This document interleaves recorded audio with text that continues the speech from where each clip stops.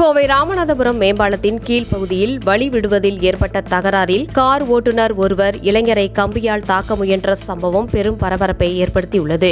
நேற்று மாலை சுங்கம் ரவுண்டானாவில் இருந்து மோட்டார் சைக்கிளில் வந்த வாலிபருக்கும் திருச்சி சாலையிலிருந்து யூ வளைவில் திரும்ப முயன்ற தனியார் கால் டாக்ஸி ஓட்டுநருக்கும் இடையே திடீரென வாக்குவாதம் ஏற்பட்டது. தகராறு முற்றிய நிலையில் காரில் இருந்து இறங்கிய ஓட்டுநர் வாகனத்தில் இருந்த இரும்பு கம்பியை எடுத்து அந்த இளைஞரை தாக்க முயன்றார். பொதுமக்கள் முன்னிலையில் நடைபெற்ற இந்த அதிர்ச்சி சம்பவத்தை பார்த்த பயணிகள் மற்றும் வாகன ஓட்டிகள் அச்சமடைந்தனர். அங்கிருந்தவர்கள் ஓட்டுநரை தடுத்து இருவரையும் சமாதானம் செய்து அனுப்பி வைத்தனர். இந்த வன்முறை காட்சிகள் தற்போது சமூக வலைதளங்களில் வைரலாகி வரும் நிலையில் போக்குவரத்து நெரிசல் மிகுந்த யூ வளைவு பகுதியில் போலீசார் பாதுகாப்பு பணியில் ஈடுபட வேண்டும் என பொதுமக்கள் கோரிக்கை விடுத்துள்ளனர். சார், இது ராயல் கிரீன் சிட்டி 10 மீட்டர் அகலமான தார் சாலை, 9 மீட்டர் தார் சாலை இருக்குது. அண்டர் கிரவுண்டு ட்ரைனேஜ் வசதி இருக்குது. ஒவ்வொரு மனைக்கும் குடிநீர் வசதி இருக்குது.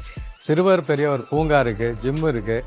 சுற்றி காம்பவுண்டு வசதி, பிரம்மாண்டமான ஆர்ச்சு, மின்சார வசதி எல்லாமே இருக்குது சார். அனைத்து வசதியும் உள்ள ஒரு கேட்டட் கம்யூனிட்டி சார் இது.